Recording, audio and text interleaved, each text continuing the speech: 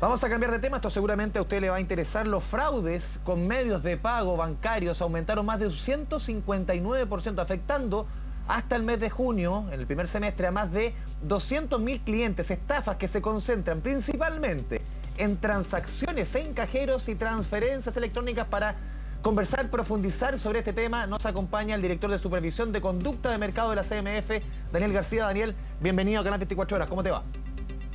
Buenas tardes, Andrés. Muchas gracias por la invitación.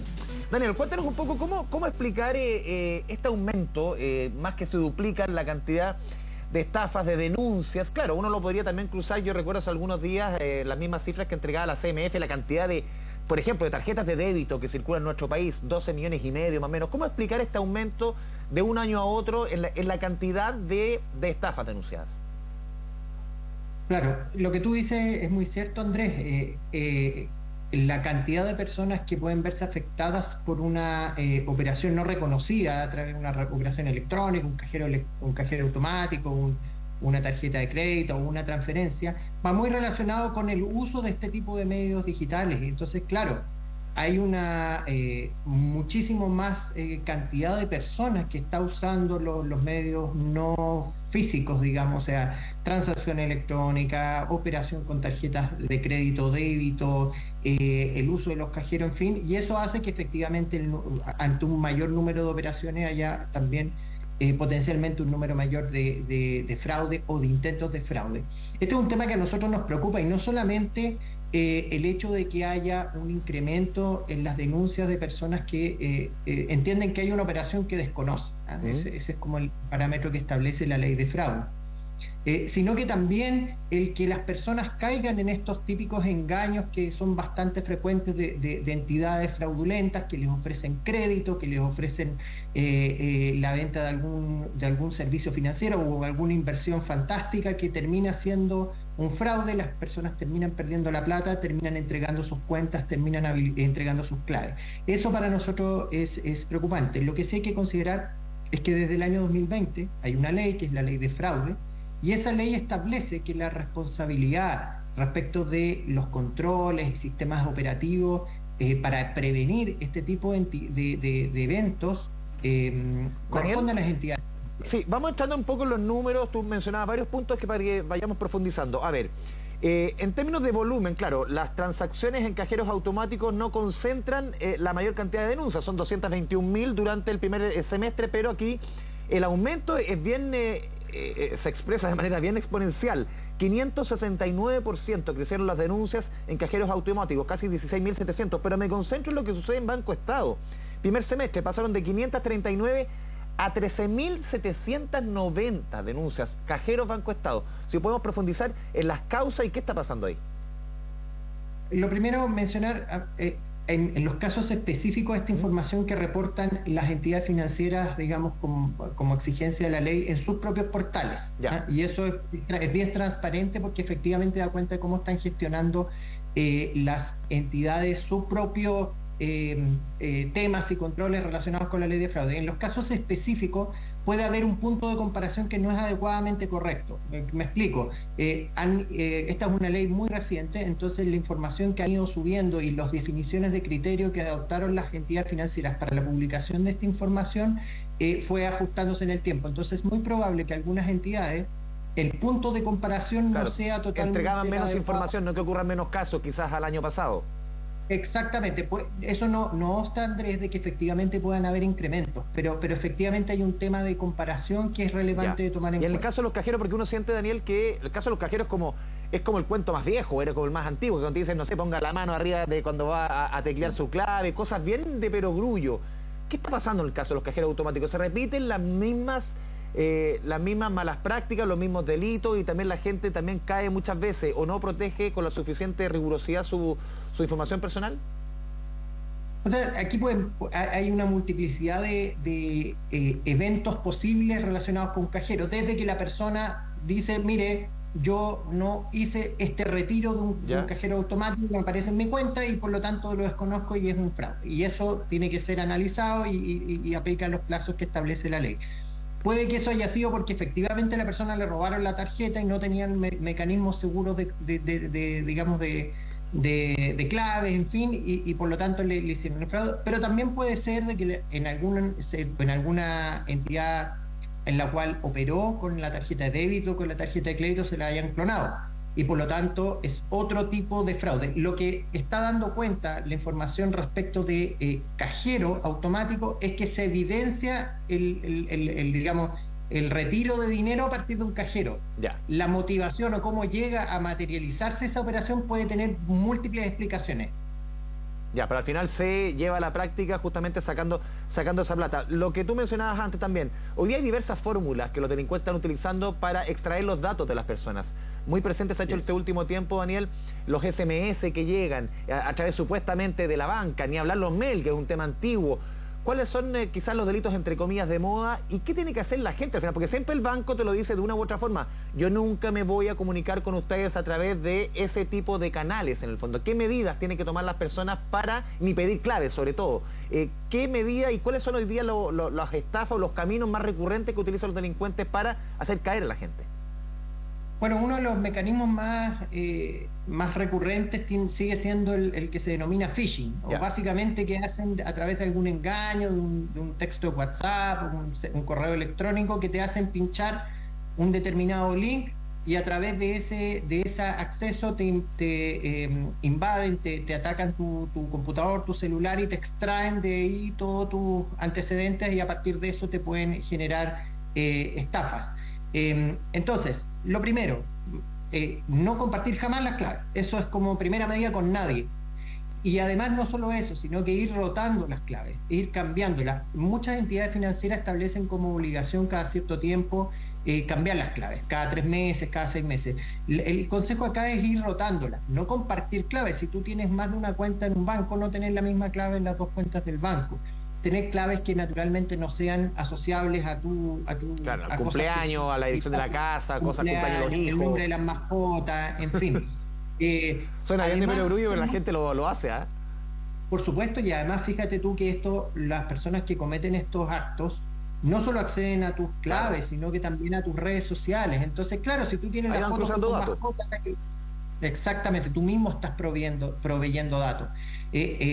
También es importante conectarse a Internet cuando te haces la operación y acceder a los datos financieros a través de dispositivos conocidos y a través de redes confiables. Eso es bien importante porque efectivamente te pueden atacar desde afuera.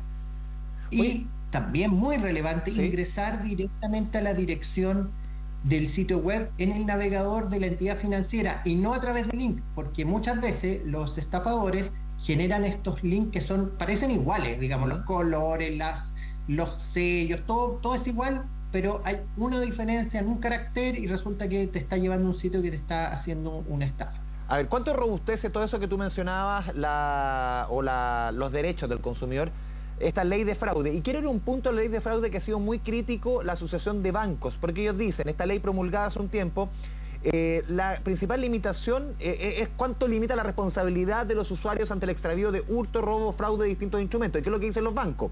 ¿Cuál es el problema? Los delincuentes se aprovechan de la normativa para cometer autofraude, se autorroban, compran hasta 35 UF, 1.300.000 pesos, para luego comunicarse con la entidad financiera o banco para asegurar que la compra o transacción fue realizada sin su autorización. O sea, los delincuentes se autorroban y denuncian a la banca. Esa es la molestia a la banca.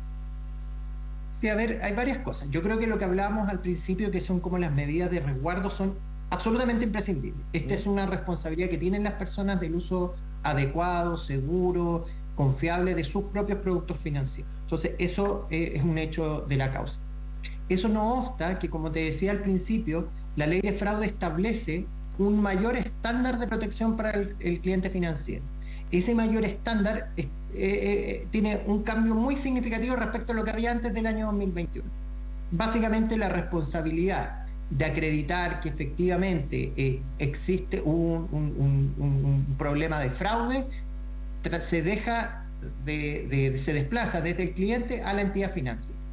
Eso hace que la entidad financiera tenga la obligación, como decías tú, de restituir en 5 días todas las operaciones que caen dentro de la categoría de estos fraudes electrónicos o de transacciones en un plazo de 5 días para hasta operaciones de 35 UF. Pueden haber operaciones de más de 35 UF que son desconocidas por los clientes, y para esos casos la entidad financiera tiene que, igual en el plazo que estamos mencionando de 5 días, abonar los 35 UF, y para el resto puede eventualmente ir a tribunales, a un juzgado de policía local, y establecer o tener presunciones fundadas y corroborarlo en un tribunal de que hubo un dolo, o lo que tú mencionas acá, que puede ser denominado un autofraude.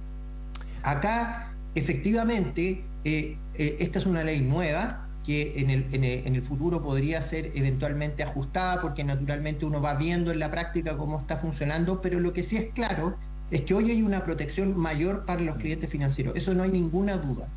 Las personas, y ahí tú lo estás viendo con los montos que las entidades financieras han tenido que restituir en el caso de fraude. Tú estás hablando más o menos de 220.000 personas que fueron, digamos, reclamaron un fraude en el primer semestre de este año, un monto en torno a los 65.000 millones de pesos que los bancos han tenido que abonar a esa y otro tipo de entidades. La tasa de denuncia es alta, perdón, Daniel, respecto, porque uno ve en otro tipo, claro, en delitos muy distintos, la mayor preocupación de la justicia es que la tasa de denuncia siempre es baja, de la gente muchas veces no se confía en que al final se haga justicia en estos casos. En este caso, ¿la tasa de denuncia de la gente afectada es alta ante la banca?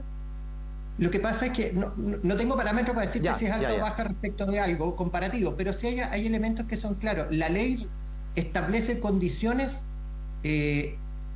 digamos, de presunción para el cliente financiero, que hacen que reciba su dinero rápidamente, digamos, porque efectivamente en 5 días tiene que tener 35.000 UF. Es bien interesante que el monto promedio de los fraudes son en torno a 300.000 pesos, para sacar un poquito de los mitos que pueden estar sobre la mesa. Claro, que no son grandes millones, sino que son más robo, entre comillas, hormiga. Es que yo, claro, y entonces nosotros no tenemos cómo establecer cuánto del total corresponden a casos digamos, de efectivamente afectación de las personas, y cuánto también potencialmente puede ser un fraude, un autofraude que hagan las personas, que por supuesto no avalamos para nada, es un delito, no puede haber eso. Como Comisión para el Mercado Financiero somos tajantes al respecto, pero por lo mismo la ley establece condiciones para que las entidades financieras vayan a tribunales y acusen esos casos y los persigan en la justicia, porque efectivamente ahí no tienen ninguna responsabilidad si ¿Daniel? Se comprueba que efectivamente hay un fraude. Un último punto que es bien relevante, porque hace mucho tiempo, décadas, la banca ofrece estos famosos seguros contra delitos de este tipo. ¿Es necesario que la persona contrate uno? ¿Es importante que lo tenga igual como protección? ¿La banca lo puede ofrecer hoy día con esta nueva ley de fraudes? Cuéntanos un poquito, porque ahí también se genera un espacio que muchas personas tienen contratado este tipo de seguros para decir, ¿sabes qué? Ya, está la ley, pero mejor me voy a la segura contratando un seguro que puede costar, no sé, 4, 5, 6 mil pesos al mes. Sí, es muy buena tu pregunta, Andrés, porque es precisamente lo que cambió la ley. La ley el año 2020, cuando se promulga, con una vigencia un poquito diferida, estableció que como la responsabilidad de el control y la prevención de estos fraudes en los medios de pago recae a partir de la nueva ley en las entidades financieras, las personas no hay ninguna razón por la que las personas tengan que autoasegurarse de su propio costo, de su propio bolsillo, pagando un seguro para cubrirse en caso de que se produzca un evento de este tipo. Y por lo tanto, desde esa fecha, los seguros que existían, y eran muchísimos, Andrés, eran millones de seguros, era muy masivo, dejar que tenían como condición resguardar fraudes del tipo que establece la ley, dejaron de venderse. Y se dejaron de vender básicamente porque se extinguió el riesgo. Ya no hay un riesgo para la persona que busca cubrirse con un seguro, porque ese riesgo ya no es propio, es de la entidad financiera. Entonces, respondiendo derechamente a tu pregunta, por las tipologías que está contenida en la ley, no le pueden vender un seguro porque no hay riesgo. Pueden venderle un seguro, y de hecho los hay, y pueden ser atractivos para las personas por coberturas que son complementarias al evento de un robo, de un fraude que pueda tener la persona. Por ejemplo, que la persona saliendo del cajero automático le roben. Eso ya no está dentro del set de coberturas que tiene la ley de fraude, pero para una persona puede ser muy interesante tener un producto y diga, chuta, si yo saco mi plata de mi sueldo, parte de mi sueldo del cajero automático, me interesa contratar un seguro que por poca plata mensual me cubra si es que me asaltan fuera del cajero. Pero es una cobertura distinta, no le pueden vender un seguro que cubra lo que la ley ya incorpora. Así es.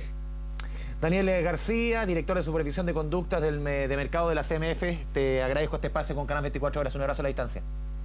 Muchas gracias, Andrés, que esté muy bien. Chao, chao.